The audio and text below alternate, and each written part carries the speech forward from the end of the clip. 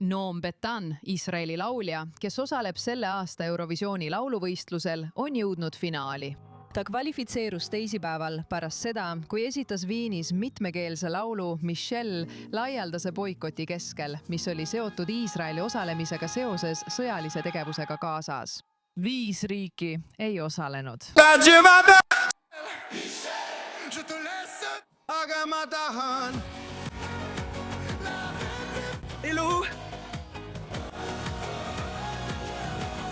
See oli suurepärane esitus. Noam Betan on üks selle poolfinaali parimaid meeslauljaid ja võib-olla just sellepärast pääses ta laupäeva õhtusesse finaali. Lava keskel on hiiglaslik teemant.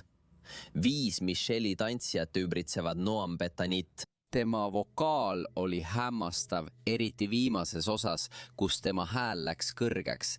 Ta sai sellega suurepäraselt hakkama. See oli suurepärane esitus. Ma olen nii õnnelik.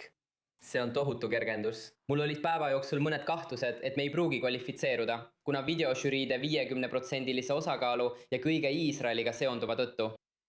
Aga ma arvan, et nüüd olen õnnelik. Olen elevil. Ootan finaalilt veelgi rohkem. Ja ma olen poolfinaaliga rahul.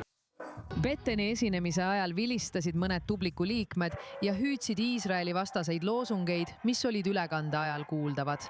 Austria ringhääling ORF, kes saadet korraldab, teatas, et ei kavatse proteste tsenseerida. Kuid üks publiku liige oli mikrofoni lähedal ja avaldas valjuhäälselt oma arvamust, mistõttu ta eemaldati saalist. Organisatsiooni teatel eemaldas turvateenistus veel 3 inimest areenilt häiriva käitumise tõttu. Laulja ütles pärast esinemist, et keskendus ainult Iisraeli lippudele, et summutada puuamise müra.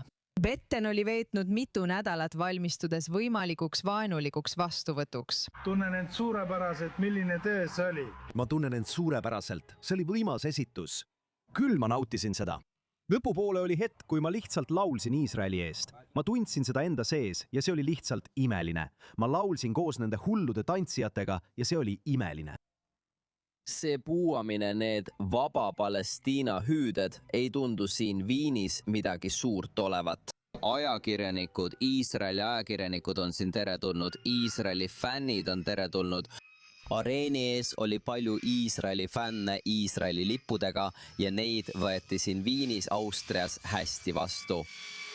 Samuti pääsesid laupäevasesse finaali Belgia, Horvaatia, Soome, Kreeka, Leedu, Moldova, Poola, Serbia ja Rootsi.